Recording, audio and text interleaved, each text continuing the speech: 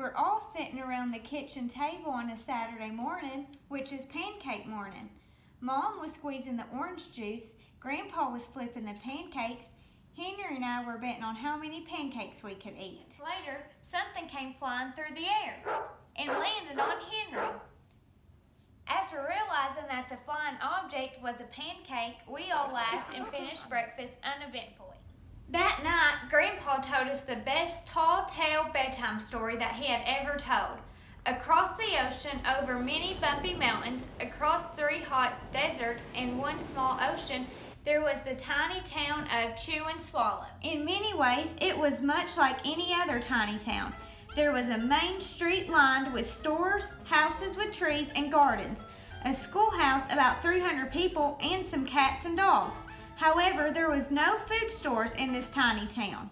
This tiny town did not need food stores, as the sky supplied it all the food they could possibly want.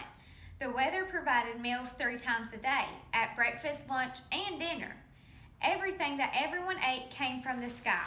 It rained things like soup and juice, snowed mashed potatoes, and green peas. And sometimes the wind blew in storms of hamburgers. The people of Tiny Town could watch the weather report of the morning and even get the predictions for the following day's food. When the townspeople went outside, they carried their plates, cups, glasses, forks, spoons, knives, and napkins with them so that they would always be prepared for the weather. The menu varied. By the time they woke up in the morning, breakfast was coming down. After a brief shower of orange juice, low clouds of eggs moved, following by pieces of toast. Butter and jelly sprinkled down for the toast, and most of the time it rained milk after. For lunch one day, hot dogs already on their buns blew in from the northwest at about 5 miles an hour. Dinner one night consisted of lamb chops with occasional ketchup.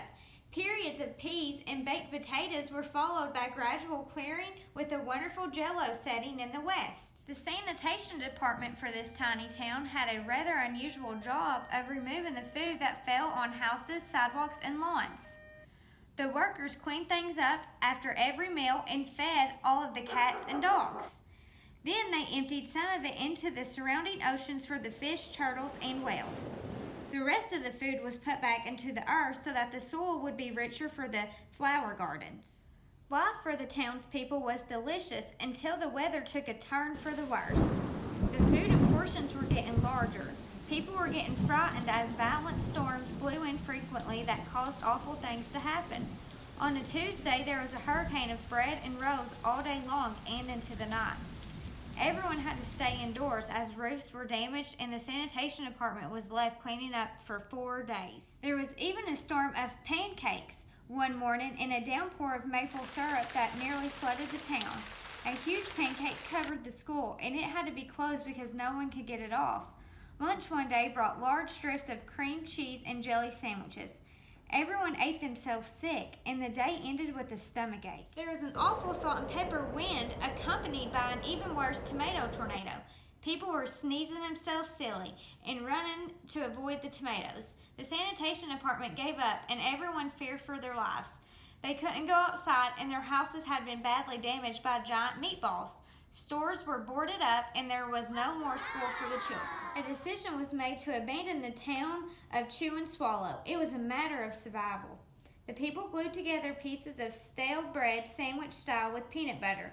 They took the absolute necessities with them and set sail on their rafts for a new land. After being afloat for a week, they finally reached a small coastal town that welcomed them. The bread held up surprisingly well enough for them to build up temporary houses for themselves out of it. The children began school again, and the adults tried to find places for themselves in the new land. The biggest change was getting used to buying food at the supermarket. Nothing came down from the sky except for rain and snow. Nobody dared to go back to Chew and Swallow to find out what happened to it. They were afraid.